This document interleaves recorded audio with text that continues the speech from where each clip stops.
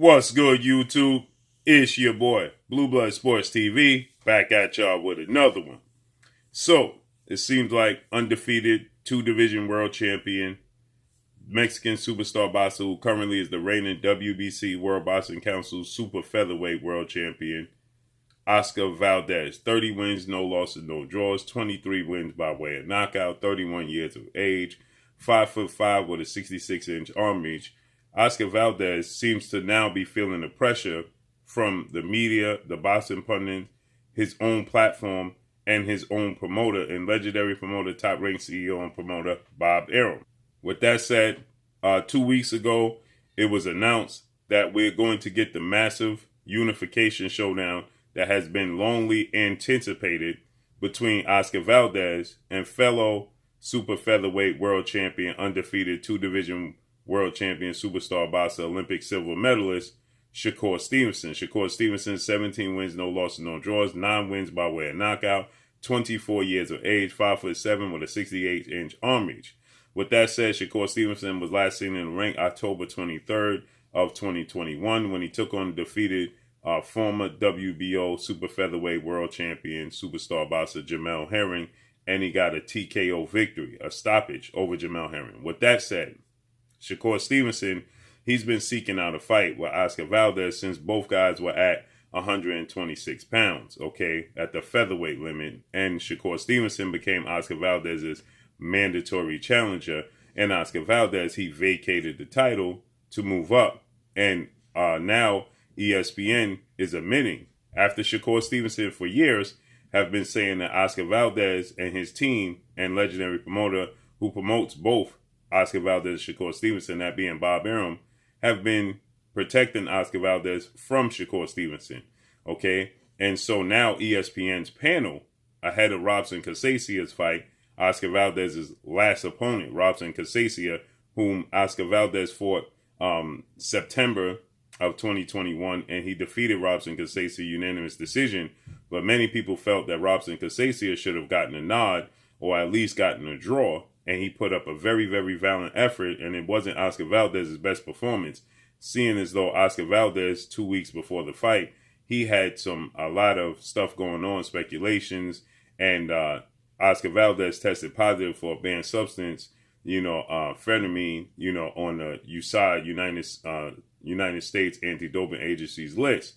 And the WBC, World Boxing Council President Mauricio Suleiman, they protected Oscar Valdez and stated that they came to his defense, and they stated that Oscar Valdez, phentermine test was equivalent to Oscar Valdez taking 10 Red Bulls. Nonetheless, 10 Red Bulls is a performance enhancer. 1 Red Bull is a performance enhancer. So 10 is more than a performance enhancer. So with that said, Oscar Valdez, he went into the fight. He wasn't stripped. He wasn't suspended.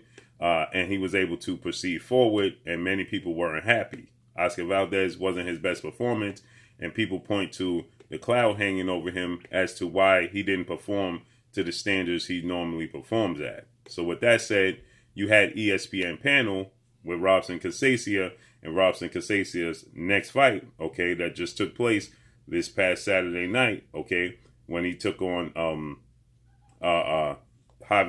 Xavier Martinez, and he won a unanimous decision. This was this past Saturday night.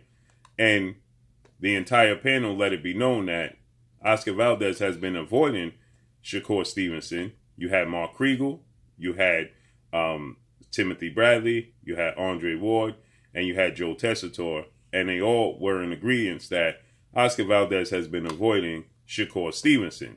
And now the time has come where he's going to have to answer the bell. And it's a stylistic matchup, nightmare for Oscar Valdez, okay? So with that said, Shakur Stevenson, he had done an interview in which Shakur Stevenson, he stated that Oscar Valdez was still the only party involved in this entire equation that has not signed his portion of the contract. You had Bob Arum state that he gave you a date, April 30th, and a location at the MGM Grand Garden Arena or the Mandalay Bay Arena, okay? So they're giving you dates, they're giving you times and locations. Bob Arum even went as far as to say that the massive anticipated women's showdown between 7-division world champion, superstar boxer Amanda Serrano, and 3-division world champion, Olympic gold medalist, and 2-division undisputed champion, Katie Taylor, who's going to be fighting at Madison Square Garden, New York, April 30th as well, and that's highly anticipated. He stated that it's not going to compete with Oscar Valdez and Shakur Stevenson, okay? Further confirming that this is the fight that's going to happen next. So with that said, Shakur Stevenson, he stated that all parties involved have signed off except Oscar Valdez. He's dragging his feet, and that he felt that 2-time trainer of the year, well-renowned trainer Oscar Valdez, Eddie Reynoso, will convince Oscar Valdez to sign the contract.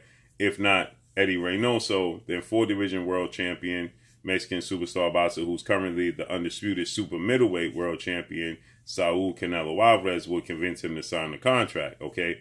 Now, I don't know why they would convince him to sign the contract.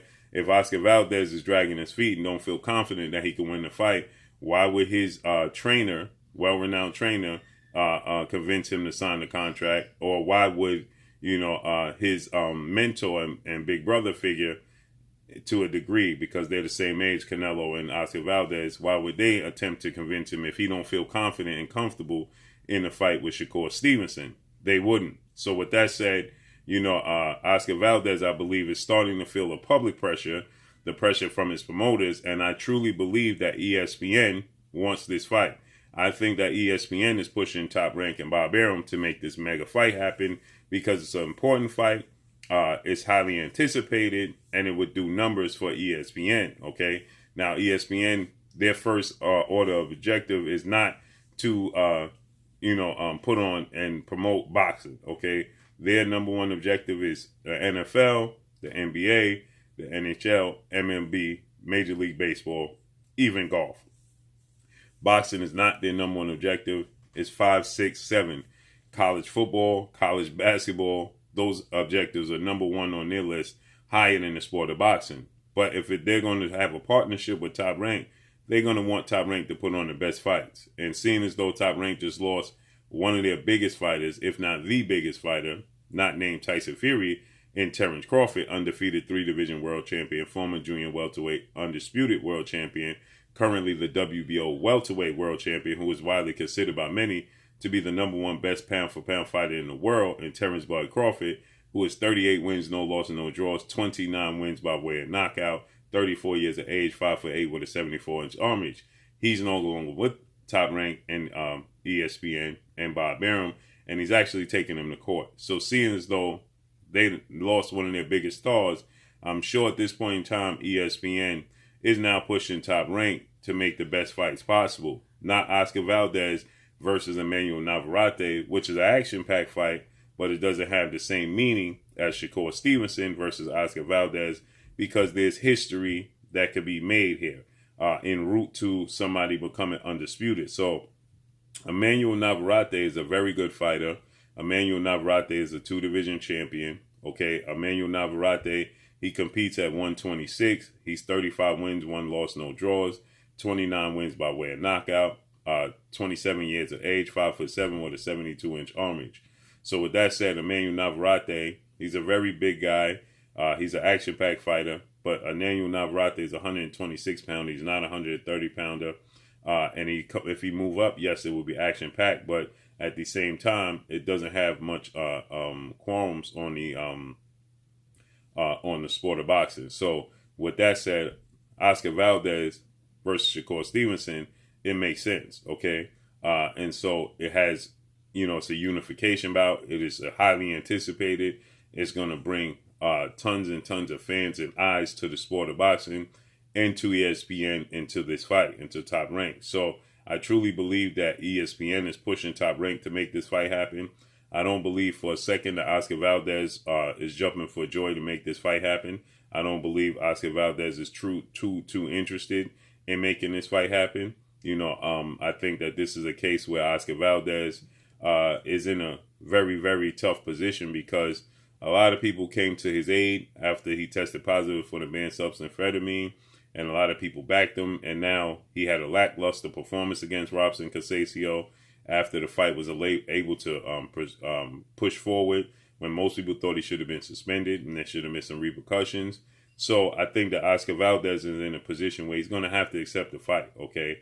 And so if Top Rank and Bob Arum are all in agreement and they have a date and a venue, you best believe they're not looking to lose money on Oscar Valdez deciding to back out of this fight. So Oscar Valdez, he puts up a post on his social media, and he initially captioned it, and it was removed. It was initially captured, preparing for April 30th, okay? And so Oscar Valdez showing, he's training, he's working out, he's getting in shape. April 30th is a ways off, obviously. We're not even in February yet. So with that said, you got February, you got March, and then April, and it's at the end of April 30th. Okay, so it's nearly May. Okay, so with that said, he has a long ways to go, but he has to prepare and diligently for Shakur Stevenson, who's a southpaw, who's slick, who's accurate, who has great timing.